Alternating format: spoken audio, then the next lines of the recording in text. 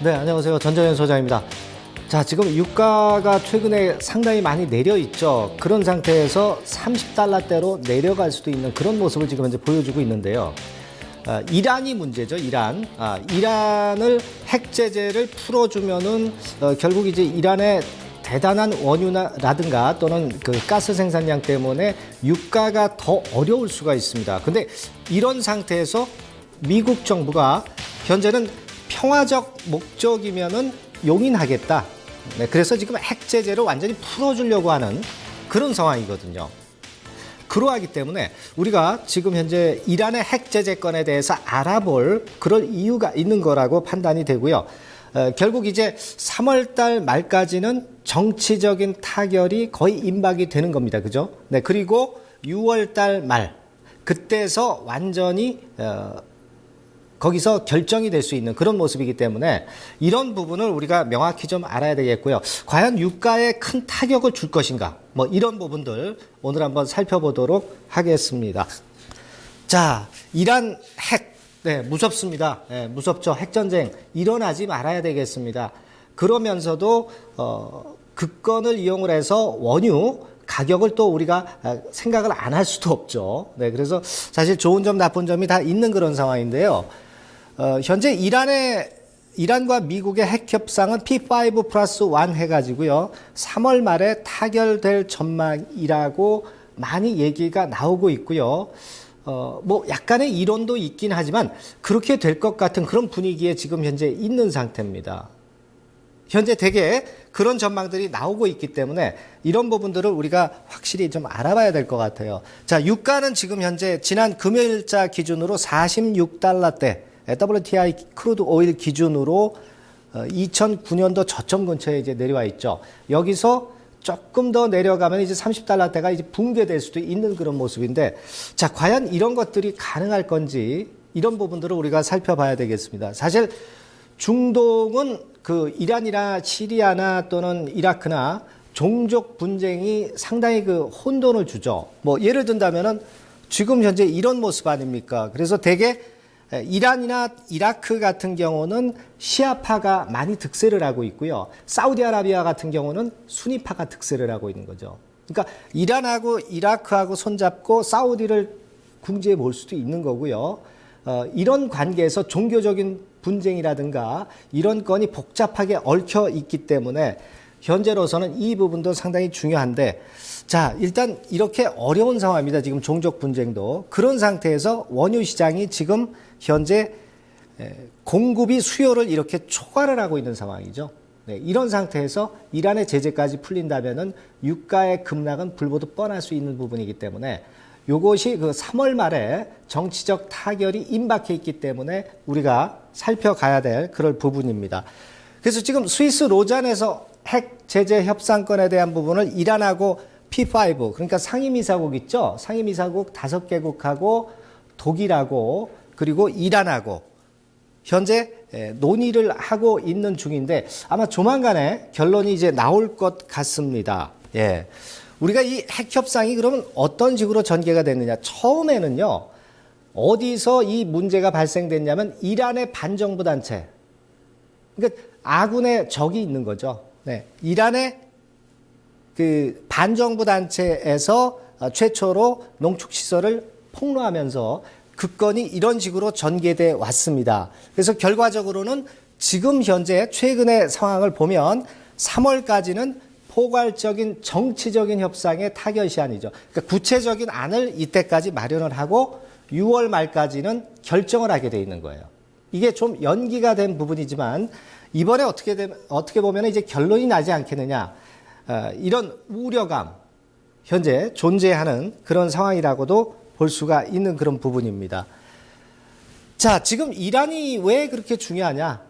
이란은 지금 현재 그 원유 매장량이 매장량 규모로 볼 때는 석유 매장량 규모로 보면 4위예요. 그러나 그 부분보다도 천연가스 면에서는 1위입니다. 천연가스권이 1위이기 때문에 그 부분이 굉장히 우리가 그 중요하게 여길 수 있는 부분이고, 지금 현재 세계 원유 시장의 한 10% 가까이, 정확히 한 9.3%가량 매장량을 갖고 있는 게 바로 이란입니다. 그렇기 때문에 유가에 상당히 중요한 변수가 되지 않을 수 없죠. 물론 2012년도에 서방이 제재를 가하면서 돌파구를 열지 못하고 어려움도 짚었지만은 중국에서 돌파구를 또 열고 있죠. 중국의 원유 소비의 10%를 이란이 공급을 하고 있어요. 그래서 거기서 그래도 살아남고 있는 게 아직까지 그 이란의 모습인데, 여기서 이제 서방 쪽으로 활로만 뚫리면은 유가의 하락이라든가 이런 부분을 우리가 우려하지 않을 수 없다는 얘기죠. 네, 그런 부분입니다. 자, 이란이 그러면 서방의 제재 이후에 어떻게 원유 생산량이 변했느냐? 12년도부터 급감을 했죠. 네, 급감을 하다가 14, 15년도에 조금씩 이제 제재가 풀리면서 또 중국 쪽으로 수출하면서 숨통이 조금씩 트이기 시작했는데, 여기서 핵제재가 완전히 풀린다면은 상당히 올라가겠죠, 생산량이. 이런 부분들이 우리가 평화 쪽 측면으로 보면 괜찮지만 원유나 유가 측면에서 보면 마이너스 요인이 될 수 있기 때문에 그 부분이 참 안타깝습니다. 자, 지금 이스라엘 같은 경우는 미국하고 관계가 상당히 지금 현재 안 좋죠. 예전에 네타야후가 미국 의회에 와서 연설을 했죠. 그래서 뭐 조만간에 그 핵폭탄을 제조할 수 있는 능력이 이란이 된다. 그 건을 가지고 의회에서 연설을 했습니다. 그러나 이것은 이제 다분히 선거용이다라는 얘기들이 많았고요. 우려스러운 부분은 아니었고, 네타야후가 결국 승리는 했어요. 승리는 해서 소기의 목적을 달성했지만 네타야후가 정치적인 목적으로 핵폭탄 건을 들고 나온 거 아니냐, 이렇게 얘기가 나오는 부분입니다. 그래서 이스라엘하고 관계는 상당히 지금 현재도 미국과 이스라엘은 불편한 관계가 지속이 되고 있고, 이란과는 좋은 관계가 지속이 되고 있는 거죠. 그래서 미국이 이번에 그 3월 말까지는 분명히 타결을 해라. 네, 이렇게 지금 현재 시한을 둔 상태죠. 네. 이란의 입장은 어떠냐? 타결될 듯 싶지만은 의견 차이가 모두 풀어지려면 미국 등 서방이 중대한 결정을 해야 한다. 아직까지는 미국이나 이란의 입장을 보면은 타결이 바로 될 것 같지는 않아요. 그런 모습이라고 볼 수가 있어요. 자, 그런데 여기서 우리가 생각하실 것은 뭐냐? 결국 그러면은 핵제재가 당하게 되면은, 핵제재가 그 합의가 되면은 이란이 과연 돌파구를 못 열겠느냐? 그렇지는 않다 이겁니다. 유럽은 그 원유를 수입하는 것을 다변화했어요. 그렇기 때문에 이란이 수출 제재가 풀리더라도 그렇게 크게 유가에 영향을 미치지 않을 수 있다는 부분, 이 부분을 생각하셔야 되겠고요. 유럽 나와 있죠? 네, 이 부분입니다. 그리고 이란의 원유 생산 시설이 전부 노후화되어 있기 때문에 제재가 풀리더라도 바로 생산을 급변동시키면서 급증을 시킬 수는 없습니다. 네, 그 부분을 체킹할 필요가 있어요. 그래서 결국 제가 볼 때 체크 포인트는 뭐냐? 이번에 제재가 풀린다 하더라도 절대 한꺼번에 다 풀어주질 않습니다. 그렇기 때문에 유가에 영향을 미치는 것은 그렇게 크진 않다. 그리고 이미 지금 제재가 풀린 거예요.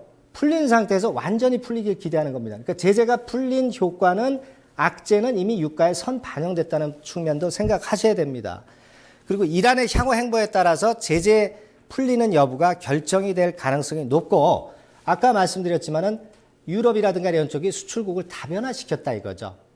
그렇죠? 다변화했기 때문에 유가에 미치는 영향은 생각보다는 적다 이거죠. 네. 그리고 아까 마지막에 말씀을 드렸지만은 이란의 생산 능력이 전부 노후화되어 있어서 이것이 원 궤도에 올라오려면 시간이 좀 걸린다는 부분. 이 부분들을 생각한다고 한다면은 우리가 너무 걱정만 해서는 안 될 수 있는 부분이기도 합니다. 전개 과정을 앞으로 잘 지켜봐야 되겠습니다. 네, 다음 시간에 뵙겠습니다.